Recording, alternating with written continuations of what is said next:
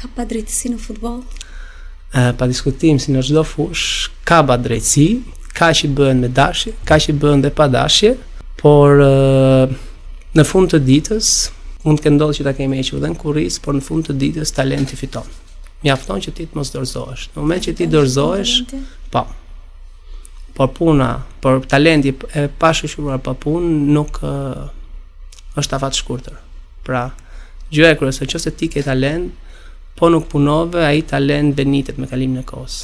Por nëse ti ke talent dhe i shton më tepër punë dhe disiplinë, pra ti se është dhe shumë psikologjike dhe nga ana mentale kjo që në pengesën e parë, nëse ti dorëzohesh, atëherë edhe nuk të hyn punë talenti.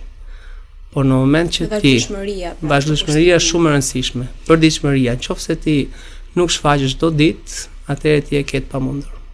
Kur flasim për talent, fëmijët që le të themi janë talent, a kuptohet dhe kanë atë ylli në ball apo mund ta bëhet dikush edhe me punë? Në rastin e futbollit kanë në këmbë. E ka në këmbë. Duket që në momentin e parë që e prekin topin, që në momentin e parë që pa i ardhur topi se ato çfarë bëjnë, instinktet pra. Po, në moment që ato e zën hapësirën, mënyra se si ato e kërkojnë topin, i bën që të jenë plus pastaj edhe në futboll është e rëndësishme dhe koordinimi. Pra shpejtësia e mendimit, koordinimi, koha dhe hapësira janë shumë të rëndësishme. A ja thoni për shkak një fëmijë nëse nuk është i talentuar për atë fushë? Po.